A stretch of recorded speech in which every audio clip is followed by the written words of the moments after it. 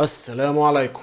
انا عايز اقول لك انا عدت الانترو ديت يجي 3 مرات لحد الان، بروح جاي كده في النص اروح ساكت مش فاهم في ايه. ماشي، المهم. آه طبعا انت دلوقتي مستغرب ان الحلقه نازله في يوم الجمعه. متعود ان في حاجه بتنزل يوم الجمعه بس مش البودكاست، وفي نفس الوقت الحاجه نازله الساعه 5 مش الساعه 2 زي ما كنت بعمل. فانا بجرب اغير المواعيد واشوف الدنيا هتبقى فيها ايه، لان الفيوز قلت الفتره اللي فاتت، فانا مش عارف ده سببه ايه لحد الان يعني. انا مش جامد الصراحه في الحته بتاعت الديجيتال دي عشان افهم اللقطه دي ايه دنيتها. بس الواحد بيسعى ان هو يعني فاهم يتعلم الحته دي ويعرف اللي بيحصل. تصدق والله كنت فاكر ان انا يعني دقني كبيره بقى وشعري كبير ومش عارف ايه، وهبقى شكلي وحش بس وسيم. انتوا عاملين ايه؟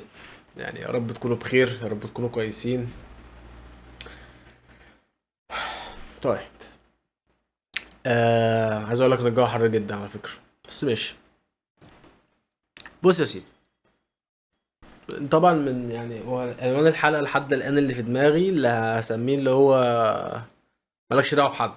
ده هيبقى التايتل يعني بتاع البودكاست ده. فليه مالكش دعوه بحد ويعني ايه مالكش دعوه بحد؟ قبل ما نعمل حركه زي كده لازم نشرب بوج ميه. بس هي فين الميه؟ يعني انا مش عارف حطيت الميه فين. الميه هناك. تمام، ثانيه.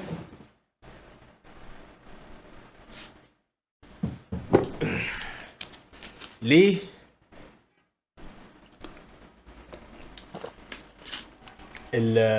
بقول لك مالكش دعوه بحد؟ على مدار حياتك في فترة كده بتحصل كتير، بتبقى ماشي كويس، بتبقى ماشي على رتم معين، سياق معين في حياتك، كل حاجة تمام. ومرة واحدة انت بتقع، وبتبدأ ان انت ما تنشغلش بنفسك اصلا، تبدأ تنشغل بالناس. طب ده عمل ايه؟ طب ده سوى ايه؟ طب فلان ده مش عارف عمل ايه؟ طب هو فلان ده عامل كده ليه؟ طب هو صاحبي ليه ما قاليش ان هم رايحين؟ طب ليه صاحبي ما قاليش ان هم مش عارف ايه؟ طب ليه اهلي عملوا مش عارف ايه؟ طب ليه فلانة بنت فلانة؟ طب ليه البنت ديت قالت؟ بتفضل تعيش في المجريات دي كتير بلا هدف، بلا معنى. انا مش بشوف فيه هدف للموضوع ده. انا بعمل كده عشان عايز انام الصراحه، مش نايم كويس. انا مش شايف فيه هدف للموضوع ده. ان انت حته ان انت بتركز مع الناس، انت بتنشغل بتتسحل يعني مره واحده. هتلاقي نفسك دخلت في سياق المجريات كده. ده مين قال؟ مين فلان عاد مش عارف ايه، ومركز، انت مركز قوي في كل اللي بيحصل. ايه اللي بيعود عليك بقى لما ده بيحصل؟ ان انت تنسى نفسك. ده اول حاجه كده كده يعني، دي اول حاجه انت كده كده المفروض تبقى عارفها، ان اي انشغال بحاجه غير نفسك انت فهي مضيعه للوقت. مضيعه للوقت، مضيعه للوقت، تمام. آه مالكش دعوه بحد بمعنى كلمه مالكش دعوه بحد، بدون تزيين، بدون اي بقى استثناءات بالكلام ده كله. مالكش دعوه بحد يا حبيبي، مالكش دعوه بحد، حتى اهلك. وليه حتى اهلك؟ عشان اهلك ذات نفسهم مش هينفعوك. فاكر انت الكلمه اللي كانت بتتقال لنا زمان واحنا صغيرين؟ محدش هينفعك، محدش هينفعك. هو فعلا محدش هينفعك، حتى اهلك مش هينفعوك. اهلك لحد سن معين هم خلاص، او ما عملوا اللي عليهم، وفي نفس الوقت هم لو زودوا عن كده مش هيبقى الحال كويس. وفي نفس الوقت مش كل الاهل كويسين. يعني مش كل بيت جواه اب وام كويسين. مش كل بيت جواه الاتنين كويسين. في بيت فيه واحد واحد، يعني في ام كويسه اب وحش، ام وحشه اب كويس. في بيت ما فيهوش الاتنين كويسين على هذا المنوال. لو انت قعدت بتركز بس هم اهلي بيعملوا كده ليه، هم اهلي بيسووا كده ليه، هم، فانت مش هتخلص، فانت مش هتبص لقدام.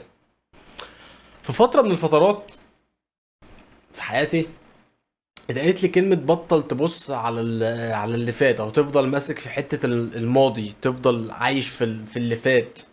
وفعلا انت لما بتحط نفسك في حته ان انت تفضل عايش على كل حاجه حصلت قبل كده. مقاطعة بس يا جماعة معلش، أنا عيني بتروح وبتيجي لأن أنا شخصية كده يعني. أنا ما بعرفش أخلي عيني تثبت في حتة يعني. أنا على طول لازم عيني تروح وتيجي كده، ما بعرفش أثبت. أنا برتاح كده، تمام. عشان بس لو حد متضايق من الموضوع ده، فأنا واحد راسي ما بتثبتش. تمام. آه اللي عايز أقوله انا عارف ان الحوار ده مش احسن حال وانا بكلمك مثلا ولا حاجه، بس يعني فاهم بحاول اعود نفسي وانت بتتعود معانا برضه. يعني انا اعود شويه وانت تعود شويه، فاهم، نمشي الدنيا. المهم عشان ايه ما نتفرعش او نتشعب. اللهم صل على النبي، صلوا على النبي يا جماعه. أه حته الاهل زي ما بنقول، ما ينفعش تبقى مثلا معدي 20 سنه وتستنى من اهلك حاجه هم ما كانوش بيعملوها، او تستنى مثلا من فرد في اهلك ان هو يعمل حاجه هو ما كانش بيعملها اصلا. تمام. يعني لو امك ما كانتش حنينه، فاهمني، آه وده قليل قوي لما بتلاقيه، ما كانتش كده طول حياتها، فما تجيش انت بعد مثلا ما تكمل ال20 سنه او تعدي سن معين ما، وتيجي تطلب دوت ويبقى عندك شغف وطموح ان دوت هيحصل وما تلاقوش فتحبط. طب يا حبيبي ما انت عارف من الاول، من اول ما انت وعيت على الدنيا وانت عارف ان الحته دي ما فيهاش اللي انت عاوزه، ما فيهاش الحنان ده. تمام. فانت رايح تطلبه تاني ليه؟ ما انت مش هتلاقيه. فدي نقطه تفرع شويه عن مالكش دعوه بحد، يعني فاهم. يعني انا كل ده بحاول اوصل لك بس الصوره الكامله من حته الاهل الاول، احنا لسه هنخش في كذا حته تانية. في نفس الوقت برضك مع الاب، لو ابوك طول عمره ما بيعرفش يتكلم معاك بحته المسايسه او حته بتاع اللي هو حته اؤمر، حته كن فيكون، فخلاص هو كده مش هيتغير. لا انت تخلق اسلوب او يعني تخلي فيه اسلوب بينك وبينه حاد، اللي هو خلاص انت كده وانا كده، انت كده وانا كده، بالادب والاحترام برضك، فاهمني. لا اما خلاص تستسلم للوضع. تمام. الافضل ان انت يعني تخلي فيه اسلوب انت كده او انا كده، فاهمني. ليه؟ لان حتى لو قدموا اللي هم عايزينه بعد فترة ما، انت خلاص مش هتبقى حابه لو انت ما طلبتوش. والكلمة دي مش هيفهمها غير ناس قليلة قوي يعني، الا من رحم ربي زي ما بيقولوا. المهم، فما تركزش مع اهلك. يعني ما بص، حاول او مش حاول، انا عايزك يعني يبقى عندك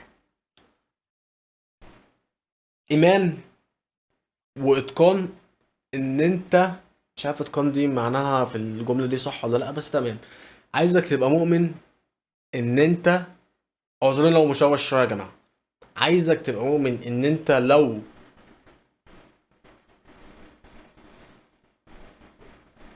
عايز اجيبها لك بطريقه كويسه كده، انت فاهم، اللي هو طريقه برضك تبقى خفيفه، ما تبقاش تقيله على قلبك يعني. كلمه تقيله الصراحه. ماشي، هقولها لك بطريقه تانية. عايزك تبقى مؤمن ان انت لوحدك، تماما تماما تماما تماما. مفيش حد هيجي يشدك، مفيش حد هيجي يقول لك كاني، مفيش حد هيجي يقول لك ماني، مفيش حد هيجي يقول لك حاجه خالص خالص. تمام. آه ممكن يكون اللي بيحصل دلوقتي في حته التشتت اللي انا فيه دوت، بس اللي هو قله نوم، تركيز في كام حاجه تانية كده، فاهم. بس انا قلت لك قبل كده، حتى لو انت في مشكله معاك، لا استمر، استمر عشان فاهم ما تقعش في حفره بقى عدم فعل اي شيء افضل من لا شيء. ده اللي انا بعمله دلوقتي يعني، او ده اللي بعمله معاكم دلوقتي. انت المفروض تصور بودكاست وتنزله وتمنتجه وتنزله، مش عارف ايه. طب انت مش في افضل حال، تمام، بس لازم تعمل ده.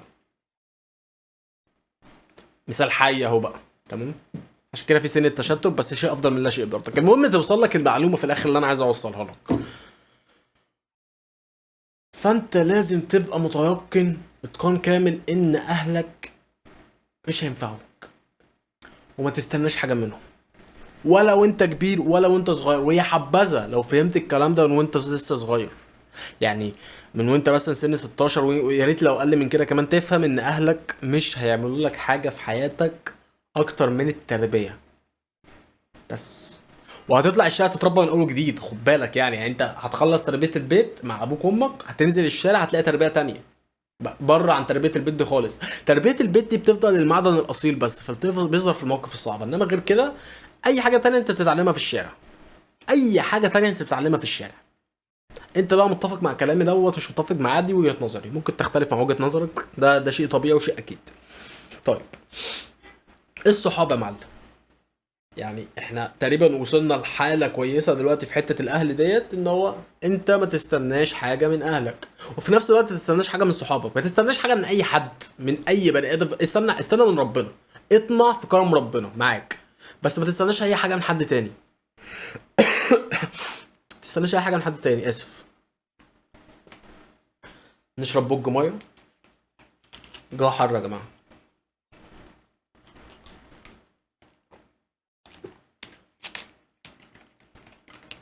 حاجه تانية لازم برضك ايه بعرفه في موضوع الاهل ده،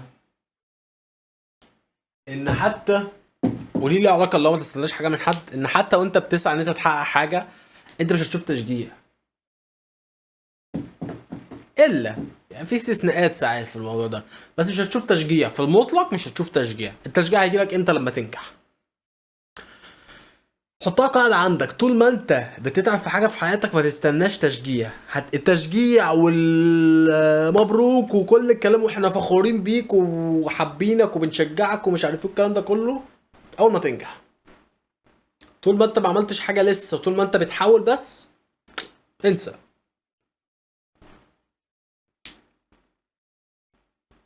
ما فيش هتلاقي اللي هو ايه في ايه، بس في حمام عماله تطير كده. مش هتلاقي اللي هو ايه بيقول لك عاش وودي حتى لو قالها لك مره مش هيقولها لك 10، فاهمني؟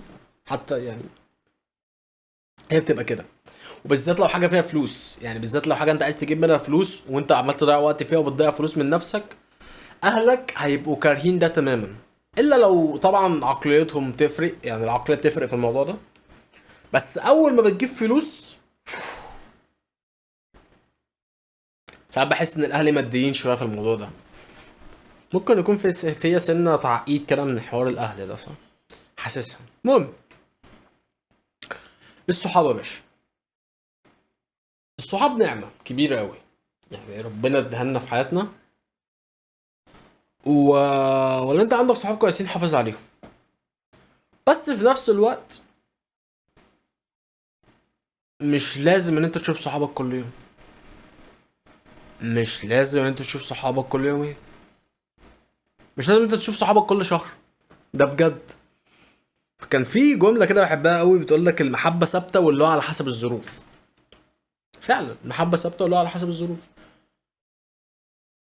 وفي نفس الوقت انا اكتشفت ان في مشكله كبيره قوي لو انتوا، يعني لو انتوا كشله او انتوا كصحاب انتوا فاضيين ان انتوا تقابلوا كل يوم، دي مشكله. يعني اتفاجئت يعني مش اتفاجئت، اكتشفت ان دي مشكله، واتفاجئت واتصدمت. دي مشكله، ركز كده فيها. انت وصاحبك كل يوم فاضيين مش بتعملوا اي حاجه غير ان انتوا بتتقابلوا تقعدوا على القهوه. دي مشكله، دي مشكله كبيره جدا. ركز في الكلمه دي كده هتفهم ان فعلا في مشكله في الموضوع ده، في مشكله كبيره. ممكن تبقى كل اخر اسبوع، ممكن تبقى كل شهر، ممكن كل سنه. انا اعرف ناس بتقابل كل سنتين ثلاثه. الفكره مش في كده، الفكره مش في كده. الفكره ان انا بقيت شايف ان هو احنا محتاجين نبعد عن بعض عشان نحاول نركز على عايزين نعمله، على اللي عايزين نعمله. لان احنا بنشوف قعده القهوه اسهل حاجه ممكن نعملها، اسهل حاجه ممكن نهرب بيها. هنروح دماغنا دي هنفسيها خالص يا باشا، هنطلب 2 شاي جمال وحجرين قص ونقعد. بجد والله هو ده اللي بيحصل. ونجيب شويه دومنه واديها، وننم على خلق الله ونتنمر على مش عارف مين وضحكه واللي بالك منه. قعده القهوه بتاعت المصريين تعرفها يعني. لو انت بره مصر انزل مصر، فاهمني؟ بعدين يبقى ايه بدعم سياحه بلدي اهو. المهم، فلما جيت ركزت، يعني انا واحد كنت بنزل اقعد مع اصحابي كل يوم، حتى لو صحابي مش نازلين اروح نازل قاعد لوحدي على القهوه، خلاص بقت حاجه لازم اعملها. فاكتشفت ان دي مشكله كبيره، مشكله كبيره وممكن توصل لحته مصيبه.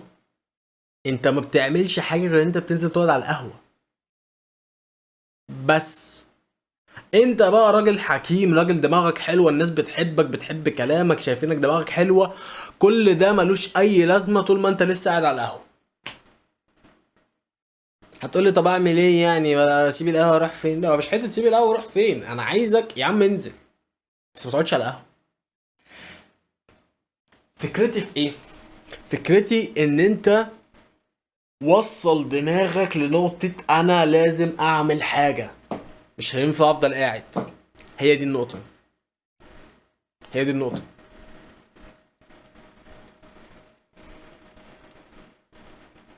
فان انت بقى تبقى قاعد مستني صحابك يهونوا، صحابك يشجعوا، صحابك يبقوا حنينين عليك، صحابك يبقوا دايما فاكرينك، فده اكتشفت ان هو غباء قوي.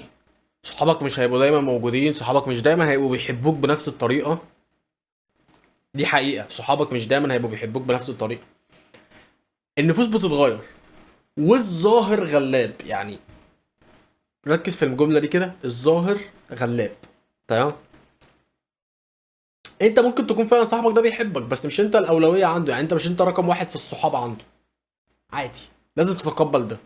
حد تاني انت رقم واحد عنده مع انه مش رقم واحد عندك. جمعية ودايرة يا باشا، فاهمني؟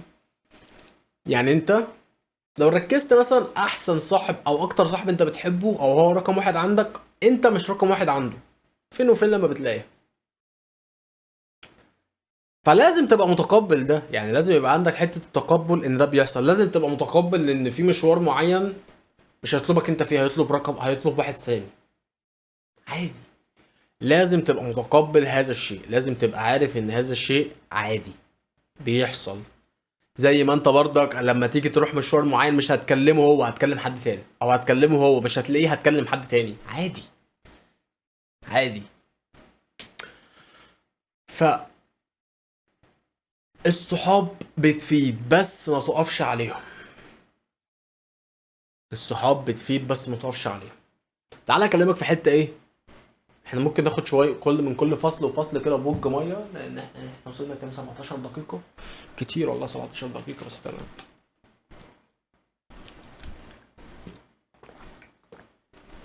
انا اسف تاني لو في حته تشتت في كلامي شويه، بس غصب عني. المهم انا الاهم عندي بس ان انت توصل لك المعنى اللي انا عايز اوصله. المهم تعالى اخدك في حته بقى كده، حته بقى البنات. آه... دول برضك ما تستناش حاجه منهم. احنا كده كده اتفقنا ان انت ما تستناش حاجه من اي بني ادم يعني، ومالكش دعوه بحد. في وقت من الاوقات اهلك هيحتاجوك فيه لازم تقول لا، بس مش اي احتياج. مش اي احتياج، في احتياجات كده معينه، حاجات فعلا انت شايف انها هتعطلك ولا هتكسبك ولا هتكسبهم، ساعتها قول لا. ساعتها قول لا. صحابك نفس الكلام، ساعتها قول لا. اللي يزعل يتفلق، اللي يزعل يضرب دماغه في 300 ألف حيطة مش في حيطة. اللي يزعل يغور في داهية. افهم دي. طالما حاجة لا هتعود عليا ولا هتعود اللي قدامي بمكسب. اللي قدامي مش مريض، اللي قدامي مش عاجز، اللي قدامي اللي عايزه مني مش هيعود عليا انا بمكسب ولا هيعود عليه هو بالمكسب المطلوب او اللي انا شايفه يستحق الجهد ده. فانا بقول لا، فيزعل قول له اتفلق. ده لاي بني ادم في الدنيا، لاهلك، لاصحابك، لاي حد. اي حد، اي حد، لمديرك في الشغل، لاي حد. حاجه انت هتعملها مش هتعود عليك بنفع، وهو مش هتعود عليه بنفع، بس هو عايز يعملها لاجل ان هو اللي مش هيعملها. خد بالك من النقطه دي. بقول لك إيه، تعالى وني ازازه الميه دي. فاهم الفكره؟ لو ازازه الميه دي، بص بقى فين دي دي. ف ده مثال بسيط قوي يعني، بس انا عايزك تفهم اللي انا عايز اوصله لك من الموضوع ايه. طبعا في استثناءات، ما تفتكرش ان انا جاحد مثلا. في استثناءات،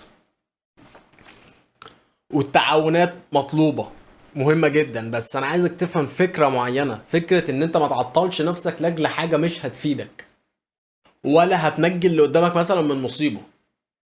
لو ما حصلتش مش هيحصل حاجه، بس في نفس الوقت لو الحاجه دي هتعطلك عن شيء انت بتعمله فقول لا. قول لا واللي يزعل يتفلق. اللي يزعل يتفلق. نرجع بقى للبت اللي بتحبها. ممكن اخليها البت اللي بتحبها لان دي فاهمني. يعني حتة ان انت دلوقتي تخش حتة صداقة وتفضلوا اصدقاء بس من غير حتة الحب دي بقت حاجة كليشيه اوي. حاجة ما بقتش بتحصل كتير اصلا، هما تفضل قصة صحاب بس يعني. آه انا عشت قصة صحاب فترة كبيرة بس فعلا في الاخر برضك انت فاهم ان احنا خلاص بقى يلا بينا نرتبط ومش عارف ايه، وفي الاخر بتنتهي العلاقة. فاهمني. اي علاقة عايز تنهيها دخلها في حتة الحب مع البنات بالذات. اي علاقة عايز تنهيها. ولذلك لازم تبقى راجل حكيم قوي يعني فاهم. انا بحب الجمله دي قوي، اللي هو تبقى عارف ان مش كل اللي بتقوله الست قصداه. مش كل اللي بتقوله البنت الست بقى يعني الانثى، مش كل اللي بتقوله الانثى قصداه. هي مش بتبقى قصده كل ما تعنيه. يعني كل اللي بتقوله مش قصداه. يعني فاهمني، اسف لو قلتها غلط.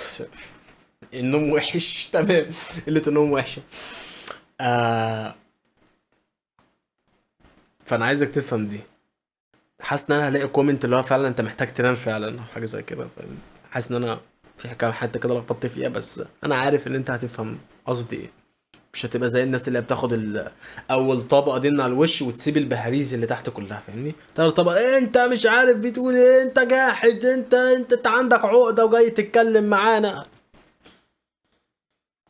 انطر قبل كاش. المهم. آه، يا رب ما يكون صوت الكلاب ده طالع يا رب. المهم. ف تستناش حاجة من حد يا صاحبي. فاهم؟ تستناش حاجة من حد. نرجع لحتة البنت. لازم تبقى فاهم كويس قوي انها مش بتقصد كل اللي بتقوله. مش كل اللي بتقوله هي فعلا فاهمة هي بتقول ايه او قصدها اللي هي بتقوله. فعشان كده لازم تكبر دماغك كتير وفي نفس الوقت ما تستناش منها حاجة. بص يا صاحبي، الملخص المفيد من كل الهري اللي انا هريته دوت، هو مش هري، انا اقول هري انت بتقولش هري. من كل اللي انا قلته ده الملخص بتاعه ايه؟ الملخص بتاعه اللي هو يا صاحبي علم نفسك وعود نفسك ان اي حاجة انت عايزها تعرف تعملها لنفسك. ما تستناش حاجة من حد. لا تستنى حد ياكلك، لا تستنى حد يشربك، لا تستنى حد يقول لك كلمه حلوه، لا تستنى حد يشجعك، لا تستنى حد يجي معاك المشوار، لا تستنى حد يونسك، لا تستنى حد يكلمك، لا تستنى حد ياكل معاك، لا تستنى حد يشاركك اي حاجه في حياتك. جه خير وبركه، مكسب. ما جاش يبقى انت متعود ان انت تعمل ده لوحدك. ليه بقى كل دوت اصلا؟ عشان ما تجيش دلوقتي تكتئب الاكتئاب اللي انت عايشه ده وتفضل حاطط نفسك في ركن انا وحيد وانا لوحدي.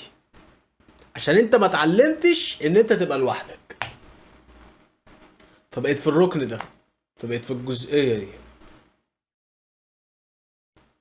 كل ما هتعلم نفسك ان انت ما تبقاش لوحدك، اسف، كل ما هتعلم نفسك ان انت تبقى لوحدك او تعمل كل حاجة لوحدك، هتبقى كل حاجة معاك تمام. طيب، عشان انا ايه يعني لخبطت كتير في البودكاست دوت تمام.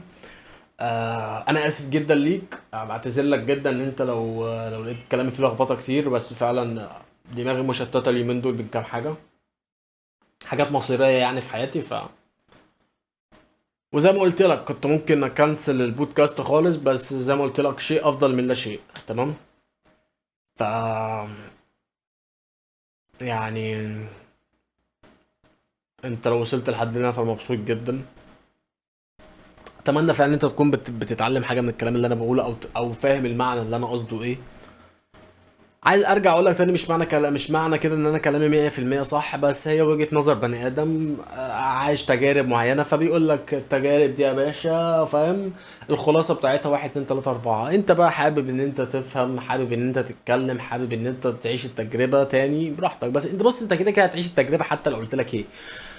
بس على الاقل تبقى في شوية عوائق كده ممكن ما تعديش بيها فاهم. تعدي كام ليفل كده بسرعة بسبب الكلام. يا رب تكون بخير، يا رب تكون استفدت.